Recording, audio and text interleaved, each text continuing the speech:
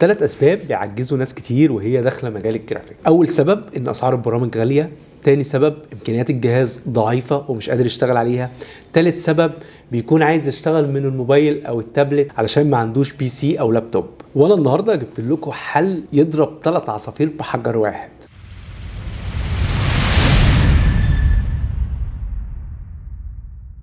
الحل اللي انا جايبه لكم النهارده بيتلخص معانا في موقع فوتوبيا. الموقع ده اكيد في ناس كتير سمعت عنه، وانا اساسا برضو كنت اسمع عنه من زمان جدا، بس ما كنتش مهتم بيه. مش عارف ليه، كنت من بدري حاسس ان هو موقع فيك، يعني حاسس ان في حاجه غريبه، لان هو كان شبيه جدا ببرنامج فوتوشوب، فكنت حاسس ان في مشكله، يعني ده مش طبيعي، دي حاجه فيك، حاجه مزيفه. بس بالصدفه من فتره جربت الموقع، لان كنت بدور على البدائل المجانيه لبرامج ادوبي اللي هي دلوقتي بقت تكلفتها عاليه جدا، وفي ناس كتير ما بتقدرش ان هي تشترك فيها، فعايزه بدائل مجانيه. فكنت بشوف ايه افضل البدائل المجانيه والقويه البديله لبرنامج فوتوشوب والستريتور وبرامج الديزاين الاساسيه، لان ده يعتبر من اكتر الاسئله اللي بتسالها على القناه من الناس اللي عايزه تخش مجال الجرافيك ومش عارفه، عايزه تشتغل بس البرامج مش مساعداها وسعرها غالي، فهي مش عايزه تخش موضوع الحرمانيه ان هي تجيب برنامج بكراك او كده. وموقع فوتوبيا اللي انا جايبه لك النهارده تقدر تعتمد عليه اعتماد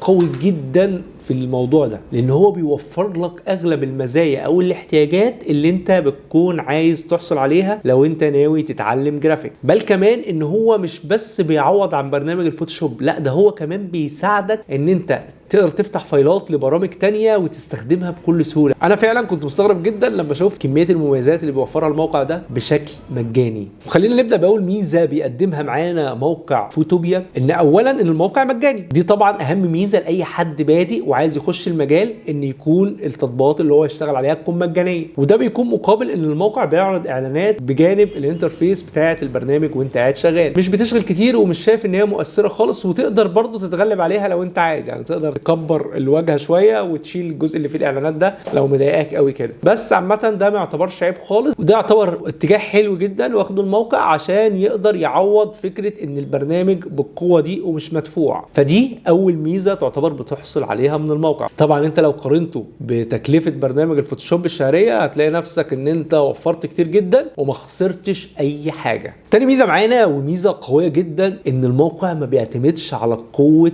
او البرفورمانس الخاص بالجهاز بتاعك على قد ما بيعتمد على سرعه الانترنت. فدي ميزه مهمه جدا، ان الموقع مش هيعتمد ان جهازك قوي او ضعيف بشكل كبير، يعني بيحتاج بس ان هو تكون قادر تفتح البراوزر بشكل كويس وهو بيشتغل على السيرفرات الخاصه بيه. فدي ميزه كويسه جدا الناس اللي هي امكانيات اجهزتها ضعيفه ان هي تقدر تشتغل على البرنامج من الموقع مباشره، مش محتاج ان انت تنزله ولا محتاج مساحه ليه ولا محتاج اي حاجه. وبالعكس هو بيدي خدمات كتير تانية ان انت تقدر تشتغل من درايف على طول، درايف خارجي سواء كان جوجل درايف او غيره. فالموقع بيساعد الجزئيه دي بشكل كبير جدا، وبشوف ان دي نقطه قويه جدا تحتسب لموقع فوتوبيا. ثالث ميزه معايا وتعتبر من اقوى المميزات اللي الناس مش واخده بالها منها، ان الموقع ده بتقدر تفتحه من على اي جهاز، يعني تقدر تفتحه من على الموبايل، تقدر تفتحه من على الايباد، تقدر تفتحه من على الديسكتوب، تقدر تفتحه من على الماك، ايا كان الجهاز اللي انت بتشتغل عليه تقدر تفتح البراوزر وتفتح الموقع على طول. فدي ميزه قويه جدا ان انت تقدر تشتغل من اي مكان في الانترنت، ما بقاش عندك مشكله بقى تقول البرنامج اخده معايا على فلاشه، اعمل مش عارف ايه، الكلام ده كله ما بقاش موجود. فانت على طول تقدر في اي مكان يبقى في براوزر وفي انترنت تفتح الموقع وتشتغل على طول. فدي ميزه كويسه جدا.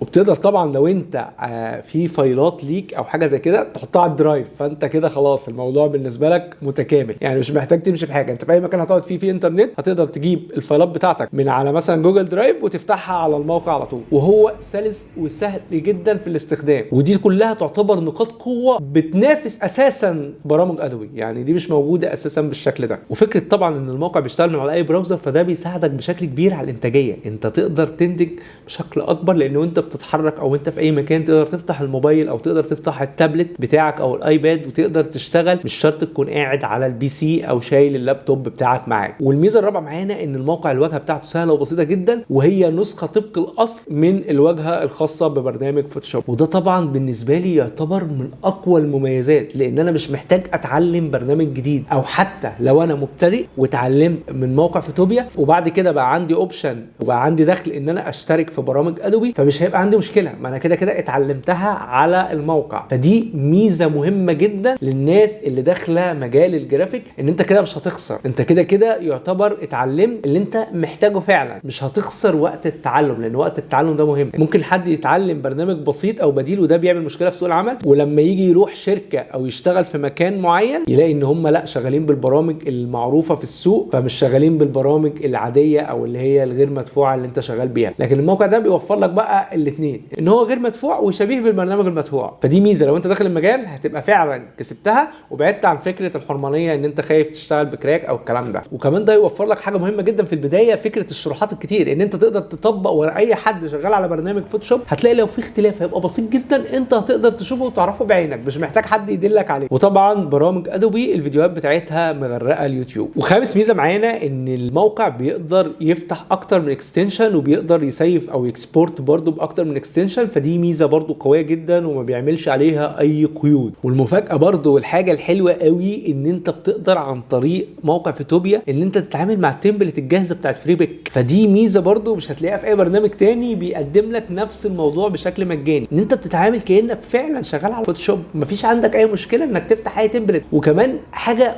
جامده جدا انا شفتها في الموقع ان هو بيفتح لك التمبلت الخاصه ببرنامج الستريتور، بيفتحها لك PSD على اساس ان هي شيب. فانا مستغرب من مدى مرونه الموقع ده وقد ايه هو مقدم خدمات كتيره جدا بدون مقابل. والعلم الحلقه دي مش اعلان خالص، بس هي تجربه شخصيه، لان شايف فعلا ان الموقع ده بيقدم قيمه قويه جدا لاي حد داخل مجال الجرافيك. يا ريت لو وصلت معانا لحد هنا ما تنساش تعمل لنا لايك وسبسكرايب وتفعل الجرس عشان توصلك كل الحلقات الجديده، لان الحلقات الجايه هتبقى قويه جدا. ويلا بينا نكمل شرح. نيجي بقى للجزء الثاني وهو عيوب الموقع ده. اول حاجه في ناس ممكن تتضايق من الاعلانات الجانبيه دي، يعني انا في ناس موسوسه وهيضايقها فكره ان في بانر على جنب يحصل فيه اعلانات، فتقدر تكبر الصفحه شويه وتجيب البانر ده خارج الشاشه، فهتلاقي نفسك مش متضايق. طيب في بعض الاوبشن انا شايف ان انت مش محتاجها، لان احنا لسه قايلين في الحلقه اللي فاتت ان احنا عايزين نوظف ادوات الذكاء الاصطناعي مع ان احنا نتعلم البرامج الرئيسيه. فالادوات اللي في الموقع هنا مرتبطه بالذكاء الاصطناعي شويه، يطلب منك ان انت تشوف اعلان او تشترك في الموقع ب$5 تقريبا في الشهر عشان خاطر تعملها. فانت مش محتاج اصلا، لان اغلب مواقع الذكاء الاصطناعي دلوقتي في مواقع قويه جدا مجانيه، فانت مش محتاج تخش في الموضوع ده، فانت بس بتستخدمه كاستخدام برامج اساسيه زي برنامج ادوبي فوتوشوب بدون التولز الخاصه بالذكاء الاصطناعي اللي انت اصلا مش هتبقى محتاجها فعلا من الموقع ده. ودي تاني يعتبر عيب لو حد هيعتبر ان ده عيب. في حاجه برضو بسيطه جدا، انا عمال ادور على اي حاجه عشان مش لاقي عيوب بصراحه، فان انت ممكن بس الشورت كات بتاعه الفوتوشوب اللي هي موجوده على الفوتوشوب موجوده على الموقع، فدي حاجه غريبه برضو، حاجه قويه جدا. ممكن يحصل لخبطه ما بينها وما بين الشورت كات بتاعه البراوزر اللي انت شغال عليه، فدي ممكن تتظبط وتعدل، مش شايف برضو ان هي مشكله. في النهايه ان الموقع ده